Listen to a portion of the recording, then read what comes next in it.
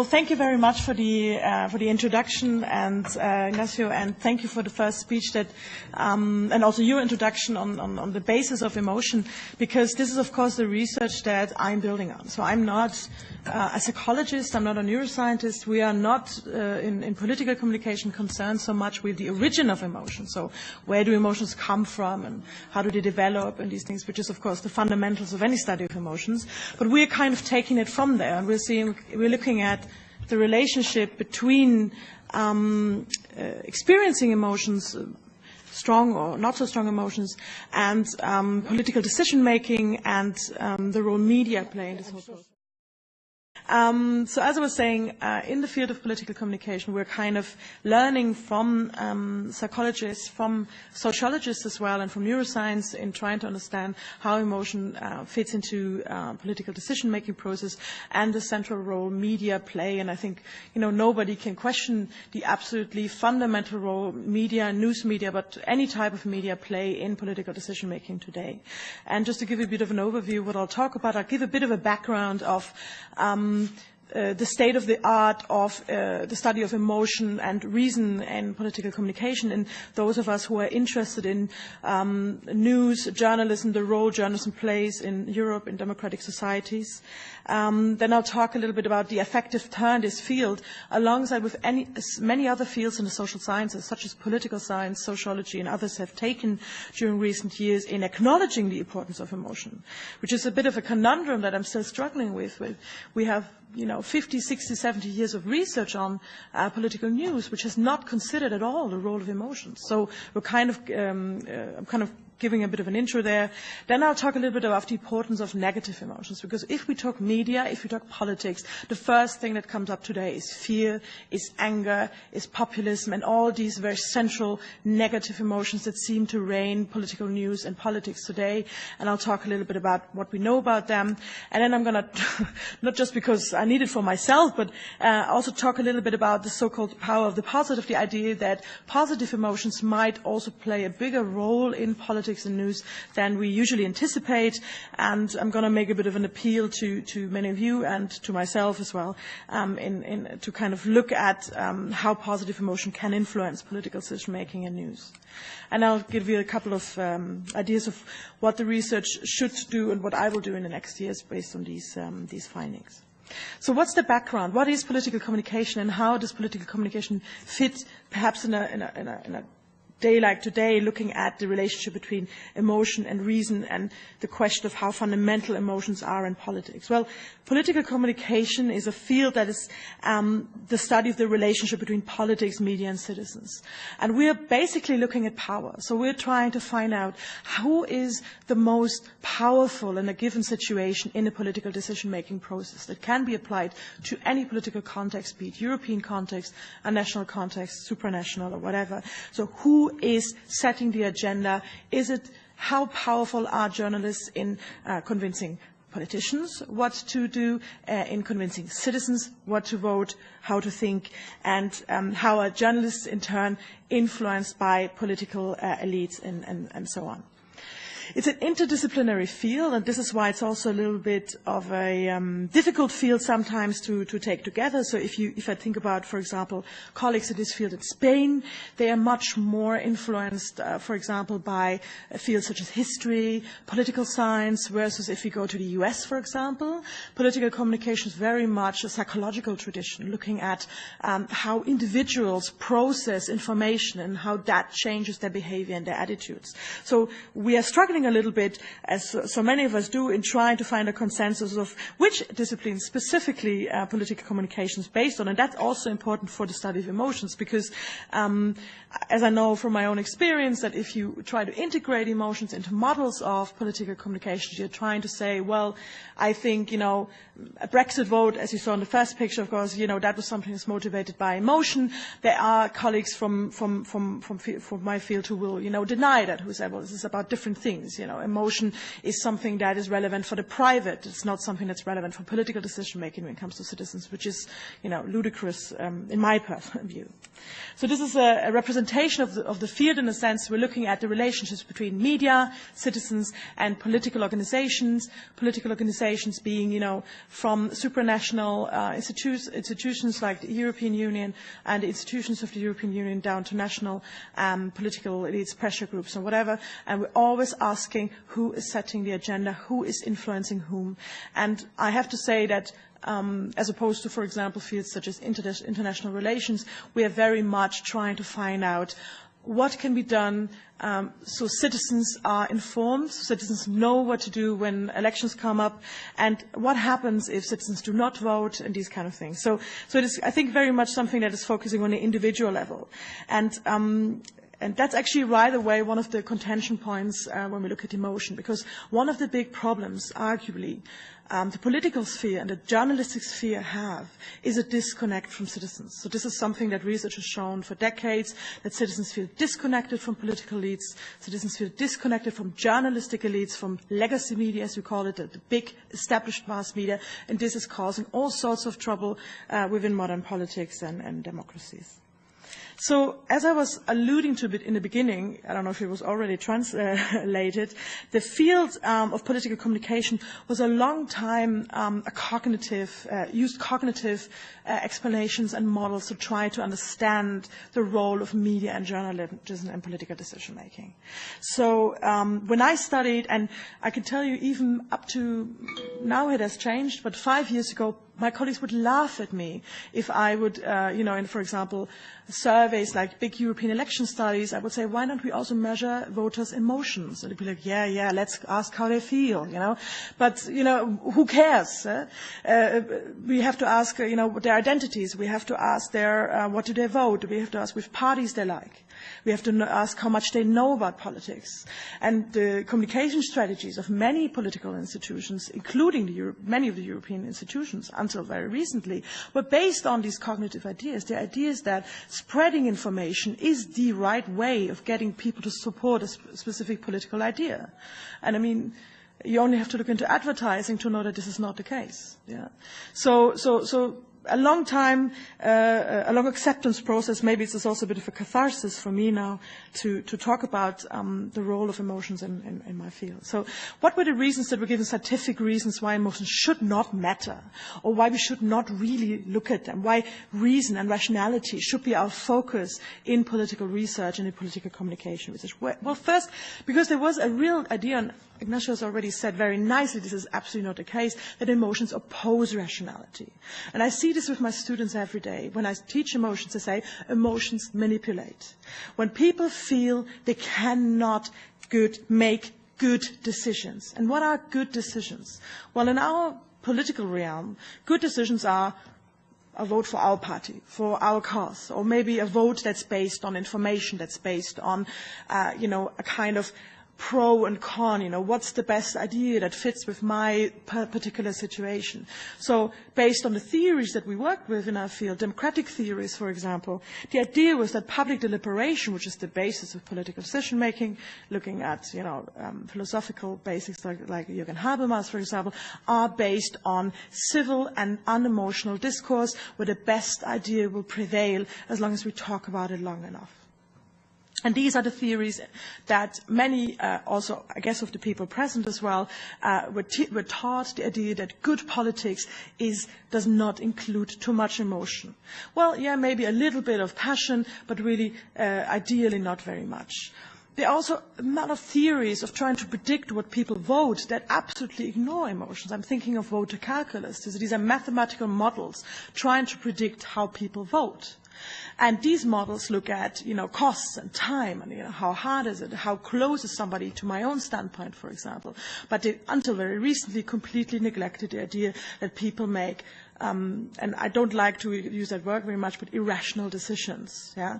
That they make decisions that make no sense, that there's a high level of voter volatility in Europe and beyond, speaking of the US, a recent example, that there are decisions being made that we cannot explain based on information or the lack of information, right? So this was something that plagued us. And, we only have to look, and that's not very scientific, but we have to look at the daily news. We know emotions are there every day when we open the newspaper. Maybe not many of us are opening newspapers anymore, but if we look at them in our apps or on Facebook or whatever, we see emotions everywhere. Journalists use emotional language. They use emotional appeals in bringing politics to people. They're used in political advertising, in campaigns. They are central to, this is a recent example from the general election in the UK, and then of course we all know the Obama poster. They are central to political advertising, and they are central to how people experience emotions today. But not only today. I mean, this has been, since this has always been a part of politics, but it seems to me a little bit more visible in today's times. So this is also why many of us are now more talking about emotions, and I am happy, of course. My emotion is happiness there. That we talk about emotion, not about these emotions that we see on the pictures, of course. So these are effective turn in the field, and as I said, in the social sciences in general. Yeah? So sociology, political science, anthropology. I see it in many different related fields. Scholars turning around and saying, "Hey, what about emotion? How can they help us to explain how citizens behave, how social groups behave?" And then, of course, psychologists say, "Well, we've been telling you this for about 100 years, but thank you." And it's coming to our field as well. And from the point of communication science or journalism studies, right, we are then looking at what are journalism and news media doing to perhaps facilitate that process? Are they perhaps helping an emotionalization of politics? How are they perhaps aiding and abetting even populist politics by using too much emotion? And what we have to understand is that in a time that is arguably ruled by media logic, so meaning that politics very much looks at media and how to produce speech, yeah? So when you, as a politician, want to, bring your point across, you have to make it palatable to the media. Journalistic routines shape politics, and journalists always seek an emotional angle or a so-called human interest angle in the stories. This is not a bad thing. This is one of the basic routines of journalism. So the idea that specifically complex topics, and I see this, for example, when we look at correspondents who work in Brussels, right? So they are in Brussels, they have to talk, write articles home, and in interviews say, well, this is complex stuff, right? So how do we oops. I went too fast. How do we kind of bring it across? And the human interest story, the emotional angle, the emotionalized way of producing is really playing an important role. So this emotional angle is something that we need to take into account. And I'm wording this now very neutrally. When I ask students or other people this, they call it manipulation. And I would strongly oppose that point. I mean, we can talk about them. There is, of course, also this is, of course, also one of the arguments that's used by certain groups that try to undermine the trust of citizens in science, journalism, and on politics, to say that journalists want to use emotions to manipulate people or to have some sort of lie or prepare to kind of communicate a certain lie. But that's something more for a kind of debate afterwards. But what's important is that this emotionalization is actually increasing over recent years. Why is it increasing? Well, because it is often and most effectively expressed visually. So through emotional language, but also through emotional pictures. So the effects of emotional angles and on emotional response are indirectly also influencing our attitudes and behavior, and how are they doing it? Through new forms of emotional storytelling. Here we see a screenshot from a story that was produced, I believe, by the New York Times about creating so-called virtual reality news journalism and getting people to experience certain political issues. So this is something that's very much on vogue now in journalism, the idea of immersive storytelling. So how can we get people to care? Well, why don't we create virtual realities and making them really experience the political issues they supposedly don't care about anymore? The Guardian is, for example, doing that. Looking at, for example, prisoners in solitary confinement and creating a virtual reality experience. You can all go to the website and experience that. You have to get one of these paper things for your mobile phone, and then to really feel what it's like to be in solitary confinement. And of course, as scholars, we know that these new types of journalistic storytelling increase emotional experience and again kind of play a role in this whole affective turn that we experience in journalism and news media. So it's been accepted, and this is a quote from a political scientist. It's very much fit to what Ignatius said, the idea that emotion enhances our capacity to reason, and to reason requires emotion not just to recruit its abilities, but also to execute its conclusions. Meaning, politics is impossible without emotion. Political decision-making is impossible without emotion. So we cannot just ignore it or stamp it as something bad.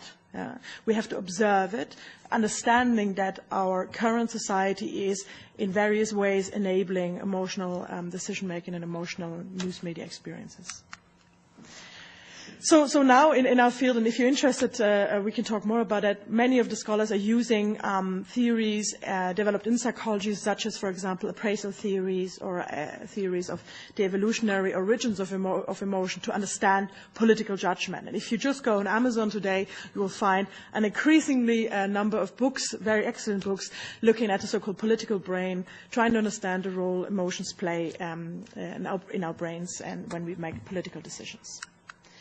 So a problem, I would say, in that whole literature is a focus on negativity. Maybe the word problem is a bit too difficult. Negativity is an important dimension of politics. Yeah? It's also an important dimension of media. It is a news value, so we call it. The idea that journalists and politicians are jumping on negative developments in politics in order to bring their own points across. So attacking each other, bringing up what's not working. So negativity really is an important aspect of politics. There's no question about it. Things are happening. We cannot ignore it. That is going together with also something that has already been talked about, the so-called negativity bias in the brain, meaning that there's a greater sensitivity within us for negative stimuli compared to positive stimuli. This is a very important mechanism, and it is potentially more important to run away from a tiger than to smile at a pretty flower. So the negativity bias we have to react stronger to negative stimuli, to negative information, is there. There's no question about it.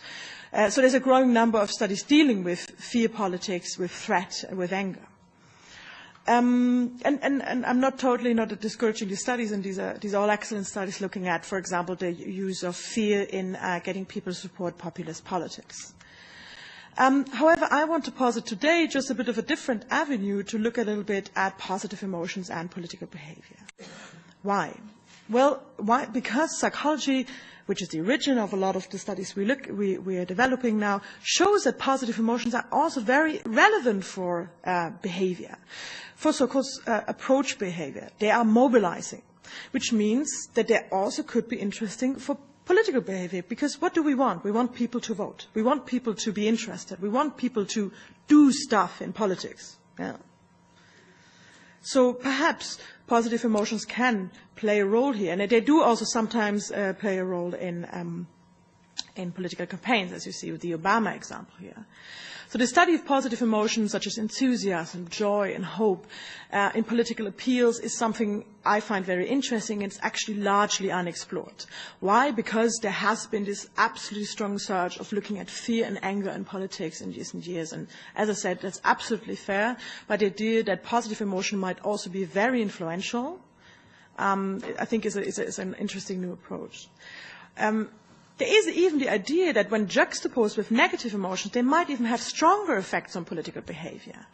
Why? I'll come to that a little bit more in a second. Whoops. but it could have to do with the fact that voters, citizens, might be jaded from an never-ending stream of negative information and negative experience. So positive emotion, positive campaign, positive news or whatever might present a certain interesting change.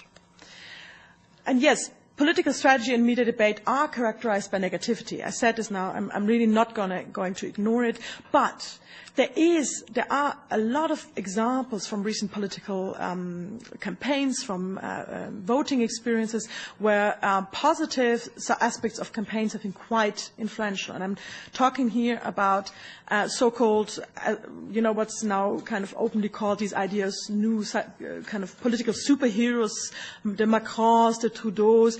These are kind of anti-populist, arguably, leaders who are now trying a different way of communicating politics, going along with a hyper-personalized, looking at this very person, kind of a life reaffirming way of looking at politics. So we see that there is a certain need within the population, within citizenry, to look at political information, at positive political information.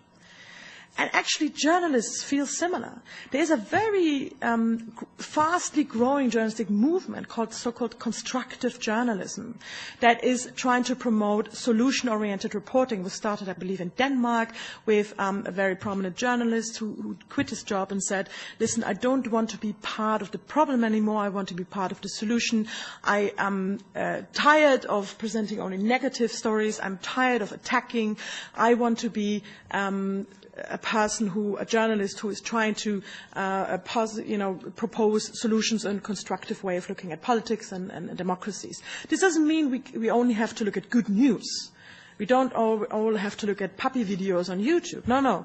It can be political, it can be in-depth, it can be critical, but it might there might be a way of being less destructive. That was the point. And here the picture is showing this very, very famous leading of journalism. If it bleeds, it leads, meaning that, the most gruesome and terrible news come on the front page, that this is something that might not be the future of journalism.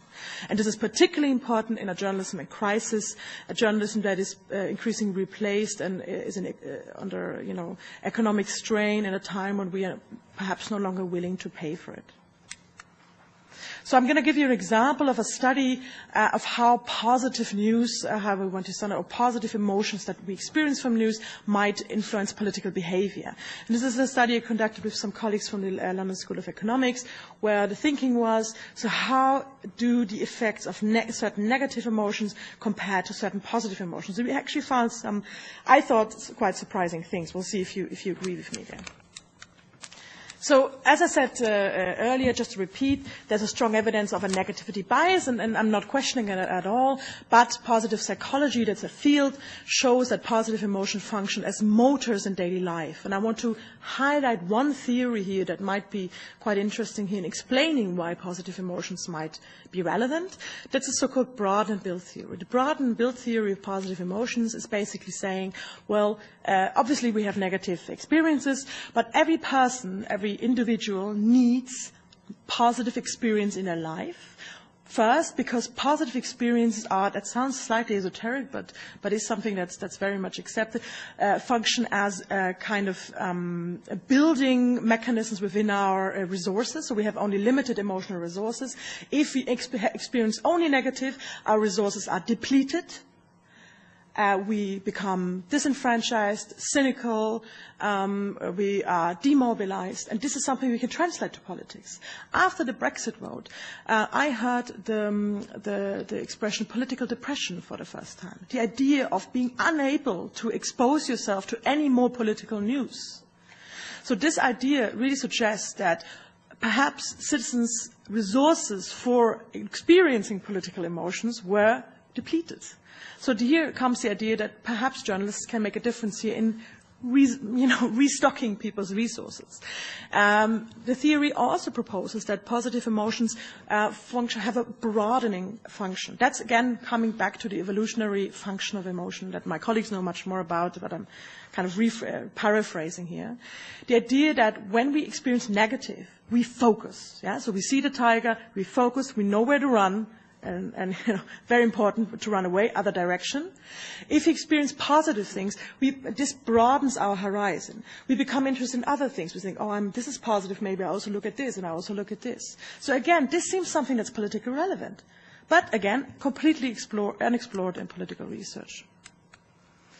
And the third reason was that something I already mentioned is that there's a so-called jaded audience that might experience even stronger reactions to positive emotional stimuli simply because their level of negativity is already so high that there's not much more we can do anymore here.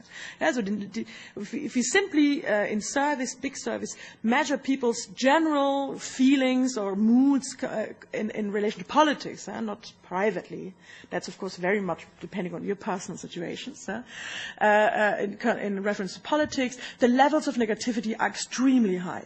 Yeah, across the board. The levels of positivity extremely low. So we see a variation that's still possible into a positive, more positive way. So this is an overview of how we looked at this. We exposed people in an experimental study, and I'll not bore you too much with the details, an experimental study with different types of news that contained emotional appeals, visual and textual. So emotional language, emotional pictures, and thereof. And these were always, we're looking at different types of emotions. In the first study, we were looking at enthusiasm versus two very, very important negative emotions, anger and fear. The primary political emotions, anger and fear. Yeah. And we looked at to what extent these kind of news articles really just cause positive emotional responses and negative emotional responses on a scale, different type of emotions. And then we checked if these kind of emotional responses translated to political behavior. And political behavior we measured in two ways. First, we looked at voting. So did people want to vote, first of all, in general elections, and second of all, in European elections? And then a second dimension, so-called civic behavior. And civic behavior was measured as things that are political but not related to elections and campaigns, such as donating money but not to campaigns but to certain social or political causes, helping others, expressing your political views, and these kind of things. So the idea of everything else a citizen should do except vote. This is an overview of the way this experiment was designed. As I said, I will not go too much into detail. The reason why this is an experimental study is to look at causality.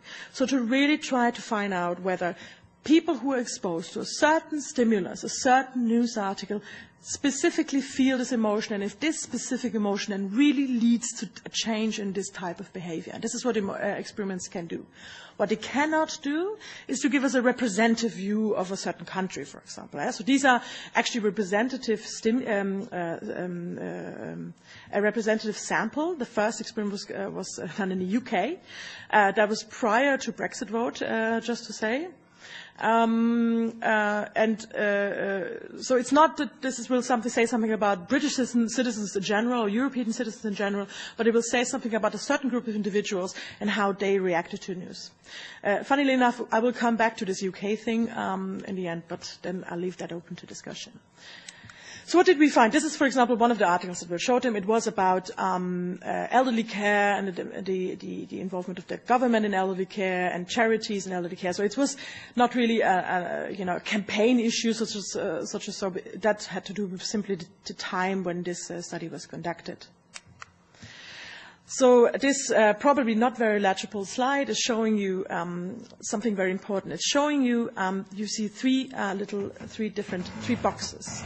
The first box is enthusiasm from the left. Left. The second one is experiences of anger, and the third one experiences of fear. And the different colors, the different columns are people in different groups who got different types of news articles. And that red column in that enthusiasm box that's so up shows us that people who are exposed to news that caused enthusiasm actually experienced more enthusiasm. So that's not very surprising. Yeah? That's good. But what we would also show, what the next boxes show, is that people who got anger and fear articles did not experience as more fear than the others. So what this means is that an exposure to a negative fear and anger news article did not cause more anger and fear, versus the exposure to a positive article caused more positive emotions, and also a reduction of negative experiences. So what we see here is an increased variability of a response towards positive stimuli. And this is really already going against most of the literature in political communication and political research, showing that people do actually respond to positive news. What we also find, and this is a bit of a representation of that analysis, is that these positive news caused enthusiasm, yes, and less anger and fear, and this experience of enthusiasm predicts civic actions. So, what does that mean? People who became enthusiastic when they read a news article then were more inclined to behave as good citizens. Share money, talk to other citizens, behave in a good way, so to say, in their environment. But they were not more motivated to vote. Voting seems to be almost exclusively motivated by anger and fear. So this is good for me because it actually fits into the literature, because the literature shows very much that specifically anger is mobilizing in voting situations. And it shows that positive emotions apparently do not really predict voting, so we cannot get people to vote for a party if we make positive messages, but we can make them better people, if that makes any sense. We tried to kind of look at that again and did a second experiment, this time in the US, and I'll come back to that US-UK comparison. That was had more to do with funding, to be honest. And here we looked at different positive emotions, hope and relief. Again, emotions that are relevant in politics, relevant in news, and also that correspond to anger and fear. So hope is a positive expectation of something still to happen, compared to fear, which is an expectation, a negative expectation of something that should happen in the future. Anger is a negative reaction at something that has happened, versus relief is a positive reaction at something that has already happened. So, Trump was elected, either relief or anger. And I'm wondering if Trump will be elected. I hope he will not, or I will be elected, or I fear he might be elected. Yeah? So depending on your point of view, these kind of emotions play a big role in politics. The same type of experiment here was conducted. And again, we find increased variability of emotional responses to the positive emotions, again showing that people do actually react. And you might think, yeah, of course they do, but really this is something that was not looked at. And now we find something slightly interesting. Well, it's all interesting, but slightly weird. Where we again find that hope is encouraging people to behave as good citizens. So this is in line with the first experiment. That's good. Yeah? Well, I replicated my results. But here we found that only anger is motivating electoral behavior, whereas in the UK we found that it was fear and anger. So this is an interesting difference between the UK and the US, and something that I cannot quite explain is why in the US anger is mobilizing versus in the UK fear is mobilizing, and maybe some of you might be able to explain that to me later. The conclusions of that study, of these studies, and these are only really first studies looking at positive emotions, are that positive emotions play an important role when it comes to civic actions, less so in terms of electoral behavior. And I want to caution anybody to think, now, well, then they're probably not as consequential, because we see democratic changes where the way people vote is very much determined by other civic actions, such as expressing your emotions, demonstrating social consumerism, for example, buying certain things and not buying other things. So these kind of civic actions are should be very much important for political leads, and we should look at them and we should study them. There's a positivity bias. It's subtle. It is not as strong as I expected, but it does exist. So people respond to positive news in politics. Emotional cues in the news directly suggest matching appraisals, which means, journalists can directly cause these positive emotions. They are not powerless. They are powerful in this way. And, something that's not yet so well explained, that fear plays a role in the UK versus anger, more important in the US, is a big problem with comparative research that when we do comparative research in emotion, and This is, of course, also a matter of contention in psychology. To what extent are emotional responses to certain stimuli universal, or to what extent are they culturally determined? And in our case, this is, of course, very much then interacting with the political system or the way people interact or react to news, for example. So there's definitely a difference between the UK and the US, but if this is a strategic or systematic difference, it's something to be studied further. So I'm building on this, on these projects, hopefully, and we'll further look at the role of emotions and how we're going to do this in Vienna with this great weather that we have there. So emotions are arguably also an underlying process in another thing that's really stirring up people now, which is fake news. So fake news are, of course, very much a technological question. So how can we, social bots, and how do people, get misinformation out and these things? But it's also something else. It is also a political instrument. In Europe as much as in the US. It is a political instrument to be used by political actors in influencing or in disturbing a trust relationship between politics, science, and citizens. So by labeling certain legacy media as fake news, so if you say, well, the BBC, that's fake news, for example, you are disturbing a certain trust system. Yeah? Deserved or undeserved is a different question. I mean, that's not my question to answer. My question is, what does it do? What does this fake news debate really do to people's emotions and to people's trust in news, in politics? How do people and citizens feel? And I would suggest that emotions here play a very important role, and we're going to study that during the next years. A second point is that emotions are also relevant when we look at identity. Identity is also becoming increasingly important in political research. So we're trying to understand how people are polarized and how do they come to these extremes. So when we see these divided countries like the UK, when we're looking at the Brexit vote, it's 50-50 votes.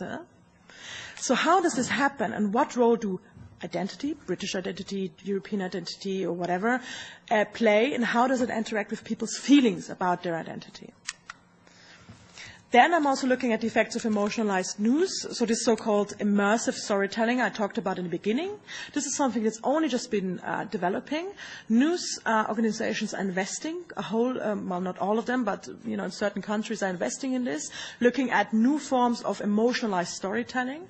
Journalism scholars have been telling me this is a chance now to reconnect with the citizen, but what does it do to politics?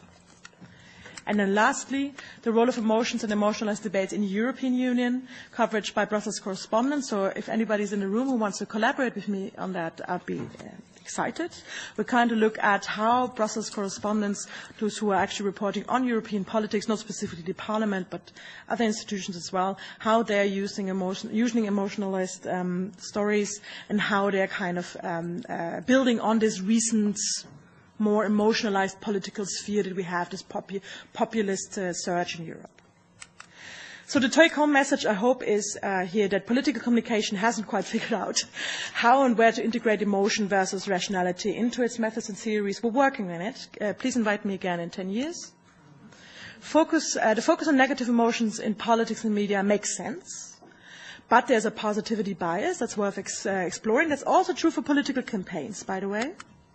And that interdisciplinary work is worth pursuing to really understand how emotions function in politics and media, which is why I think discussions such as this, where we look at emotions from neuroscientific, from a psychological point of view, and maybe from a political point of view, are immensely important. Thank you. Thank you.